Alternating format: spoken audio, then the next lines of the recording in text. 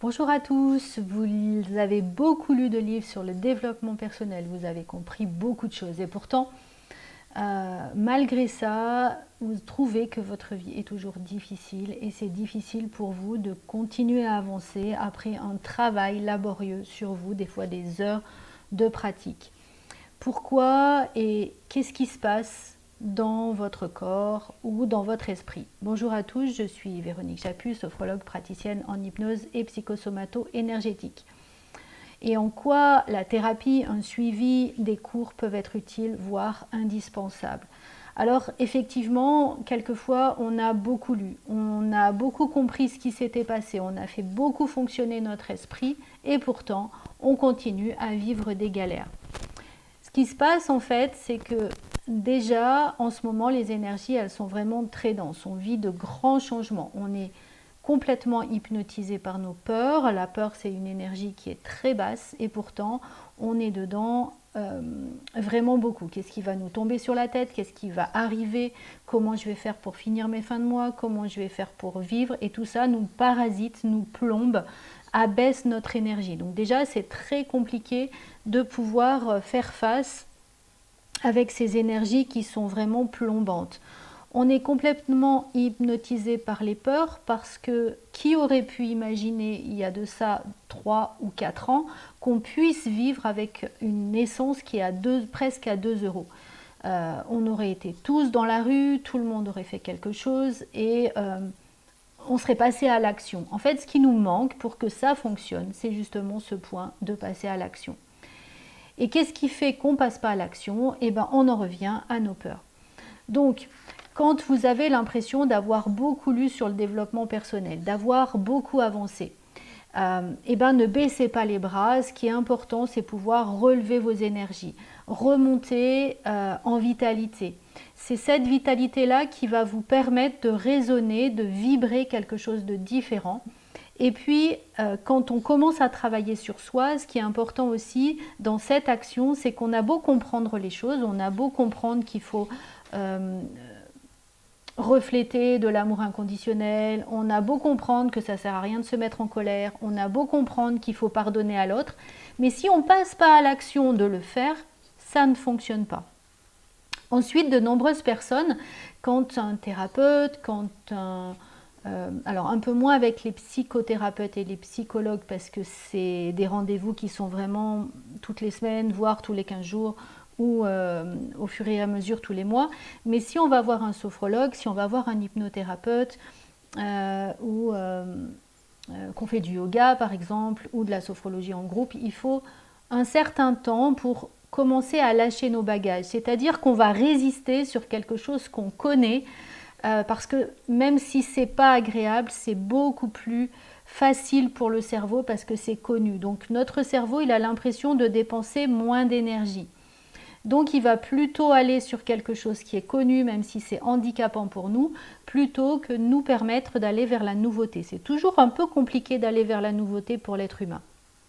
Donc déjà, ce qui est important, c'est de se dire qu'à partir quelque chose est nouveau, ben, il faut du temps. On parle de 21 jours, mais souvent c'est plus 90 jours, voire 120 jours pour commencer à créer un réel changement. Ça veut dire que pendant ce temps-là, il faut absolument rien lâcher, il faut avoir une rigueur de s'exercer, de s'exercer, de s'exercer, de s'exercer. Il n'y a rien qui tombe du ciel. Et puis souvent, c'est aussi l'idée qu'on s'en fait. C'est-à-dire que si je vais travailler sur, je sais pas, sur mon angoisse par exemple. Voilà, moi j'ai beaucoup de personnes qui viennent pour de l'anxiété, pour de l'angoisse. Eh bien, si j'ai fait ça pendant 3, 4, voire j'ai des personnes qui me disent j'ai toujours été comme ça. L'idée, c'est est-ce que je suis capable de changer qui je suis en un claquement de doigts? Non. Il faut bien penser que si j'ai mis en place quelque chose, c'est qu'à un moment donné, ça me semblait utile, soit parce que je l'ai appris, souvent je l'ai appris de mes parents, de mes éducateurs, du milieu dans lequel j'ai évolué. Donc j'ai appris à être anxieuse, j'ai appris à être angoissée, j'ai appris à montrer des colères, j'ai appris à avoir telle émotion plus qu'une autre. et un comportement plus qu'un autre, eh bien tout ne va pas changer parce que je l'ai décidé en claquant des doigts. Par contre, ce changement-là, il est possible à partir du moment où je mets de la conscience à l'intérieur de ça pour pouvoir me dire « Ah, là, j'observe que le signal d'alarme est présent, donc vigilance, je choisis et je vais faire attention au comportement que je vais adopter parce que là, j'ai le choix. J'ai le choix de continuer sur la voie qui est tracée et qui est habituelle et qui est facile, ou j'ai le choix de me dire que je peux penser d'une façon différente et orienter mes aspirations vers quelque chose de plus grand. Attention à vos idées et croyances préconçues. Souvent, j'entends aussi, mais moi j'y arrive pas. Donc moi je fais beaucoup de sophrologie, d'hypnose, et je vois de nombreuses personnes qui me disent j'y arrive pas, ça fonctionne pas avec moi. Mais attention au frein. Le frein, c'est qu'est-ce que j'attends d'une séance. Si j'attends un miracle, si j'attends quelque chose de transcendantal, si j'attends quelque chose, par exemple se lâcher prise, ça représente j'ai plus du tout de pensée, il n'y a plus rien qui se passe en moi, bah, peut-être que ça ne se passera pas de cette façon-là en fait. Et du coup, vous n'allez pas recevoir les bienfaits de la séance. À partir du moment où, quand on vit quelque chose, on traverse juste l'expérience. On se laisse traverser par les émotions, par les ressentis, par les sensations qui nous arrivent. Le mieux, c'est de ne pas interpréter, c'est ni bien ni mal, c'est une expérience qui arrive, c'est quelque chose qui se passe. Et je peux en attendre quelque chose de différent, mais là aujourd'hui, voilà peut-être ce dont j'avais besoin. Peut-être d'observer le flux de mes pensées, de me dire « Waouh, j'ai vraiment un cerveau qui fonctionne à merveille puisqu'il ne fait que penser. Waouh, aujourd'hui, je n'ai pas pensé pendant une petite minute pendant la séance. » Moi, je me souviens, pendant mes premières séances de sophrologie, quand j'apprenais à être sophrologue, pendant les 6 premiers mois, je crois que je me suis endormie à tous les cours, voire toutes les séances, voire des fois les 3 ou 4 séances qu'on vivait.